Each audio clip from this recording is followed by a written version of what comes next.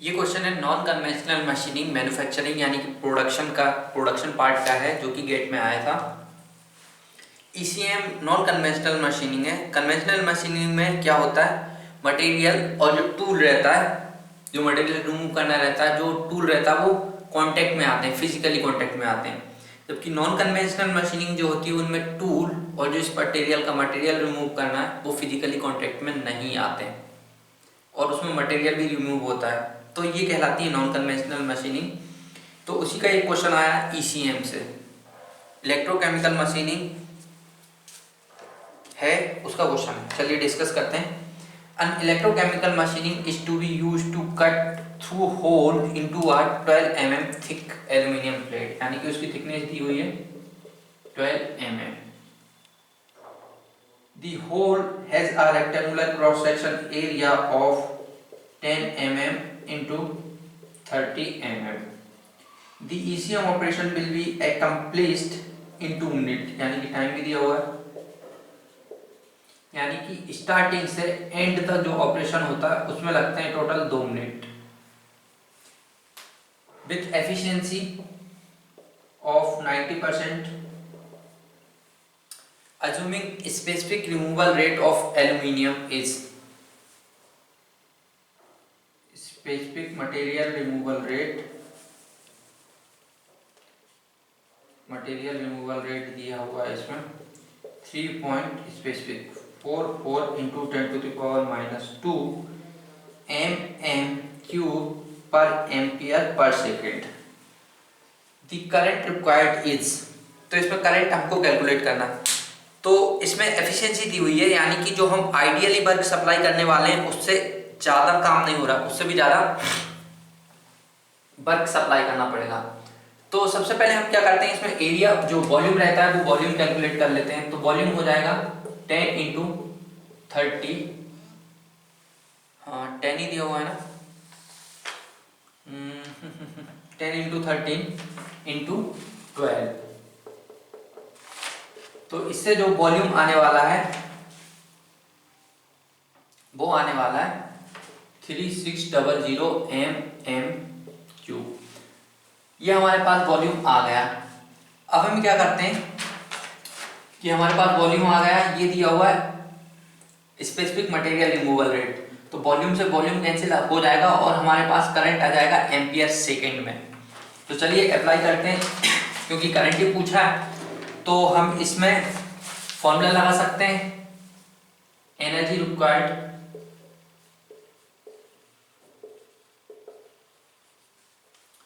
Is equal to 3600 mm³ पर second, नहीं mm³, और यह 3.44 इंटू 10⁻⁻² mm³ पर एम्पियर पर सेकेंड।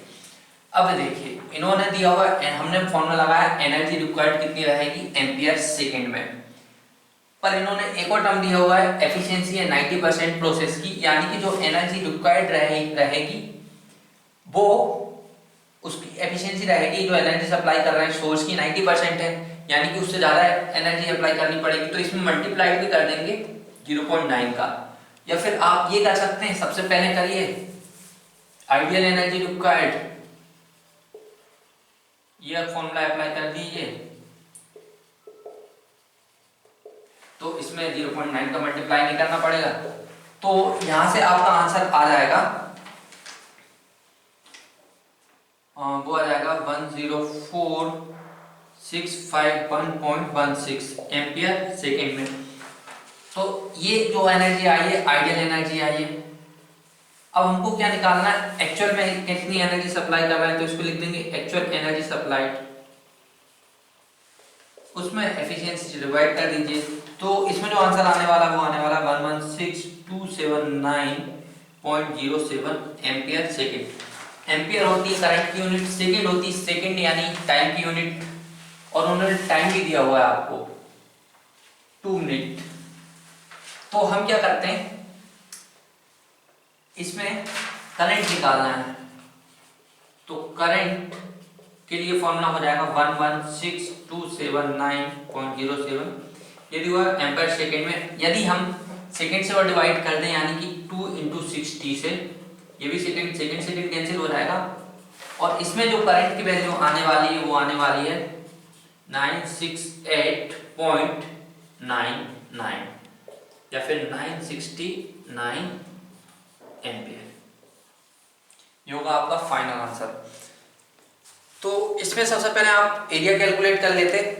देखिए अब यहाँ पे एक हमारा आइडियल एनर्जी रिक्वायर्ड और एक्चुअल एनर्जी रिक्वायर्ड, इसको हम समझ लेते हैं कि जो टरबाइन का केस होता है ना, टरबाइन में हमको आइडियल से हमेशा कम वर्क मिलता है क्योंकि उसमें फ्रिक्शन होता है, उस वजह से एंट्रोपी बढ़ जाती है। जबकि कंप्रेशर में हम वर्क सप्लाई करते हैं तो उस केस में क्या होता है, उसमें भी फ्रिक्शन होगा, तो जो वर्क सप्लाई कर रहे हैं वो भी, उसमें भी एंट्रोपी जनरेट होगी। तो उस वजह से जो आइडियल होता है उससे ज़्यादा वर्क सप्लाई करना पड़ता है, समझ लीजिए। इसीलिए तो हम लिखते हैं efficiency of compressor is equal to actual work upon ideal, sorry ये होती है efficiency of turbine is equal to ideal work. देखिए मैं भी कंफ्यूज हो गया, एफिशिएंसी ऑफ कंप्रेसर होती है आइडियल या आइसेंट्रोपिक वर्क बोल सकते हैं, दोनों एक ही बात है। Isentropic work upon ideal work. अब देखिए ये कंफ्यूज होने की जरूरत नहीं है, हम केस ले लेते हैं। जो टरबाइन होता है, टरबाइन में फ्रिक्शन होगा, फ्रिक्शन की वजह से क्या एनर्जी लॉस होगा, तो जितनी एनर्जी रिक्वायर्ड रहेगी उससे ज्यादा एनर्जी लगेगी। जबकि कंप्रेसर का, टरबाइन का जो केस होता है उसमें जो हमको वर्क मिलने वाला है उससे कम वर्क मिलेगा, यानी कि आइडियल वर्क से हमको कम वर्क मिलने वाला है। ठीक उसी तरह ये वैल्यू मैं मिटा सकता हूँ, ये क्वेश्चन मिल जाएगा आपको गेट 2018 का है। तो देखिए इसको समझ लेते हैं हम थोड़ा अच्छे से ढंग से।